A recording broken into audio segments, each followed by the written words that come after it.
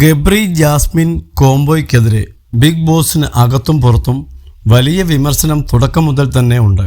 ഇരുവരും വെറും സൗഹൃദമാണെന്ന് പറഞ്ഞ് ജനങ്ങളുടെ കണ്ണിൽ പൊടിയിടുകയാണെന്നാണ് ആരാധകർ കുറ്റപ്പെടുത്തുന്നത്. ഇരുവരുടെയും കൂട്ടുകെട്ടിനെതിരെ ജാസ്മിൻ്റെ കുടുംബവും വിവാഹം നിശ്ചയിച്ച യുവാവും പരസ്യമായി തന്നെ രംഗത്ത് വരികയും ചെയ്തിരുന്നു.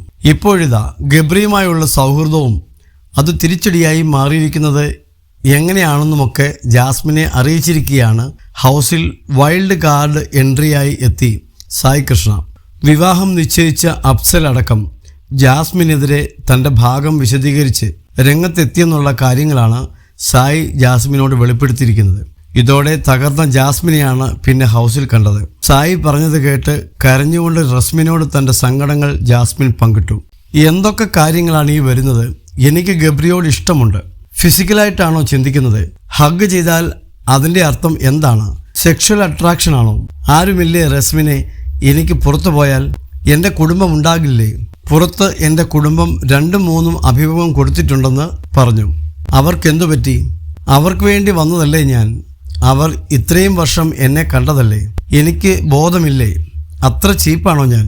എൻ്റെ വിഷമങ്ങൾ കരയാത്തതാണോ ഞാൻ ചെയ്യുന്ന തെറ്റ്? 60 സെക്കൻഡുള്ള റീലാണ് ആൾക്കാരിൽ എത്തുന്നത്. ബിഗ് ബോസ് എന്നത് 60 സെക്കൻഡുള്ള റീൽ മാത്രമാണ്. ഈ പറയുന്ന രീതിയിൽ ഞാൻ എന്ത് തെറ്റ് ചെയ്തു? പ്രേമം എന്നാണ് പറയുന്നതെങ്കിൽ ഞാനത് അംഗീകരിക്കാം. എനിക്ക് അവനോടുള്ള ഇഷ്ടം കണ്ണിൽ വന്നെന്ന് പറഞ്ഞാൽ ഞാൻ അംഗീകരിക്കാം.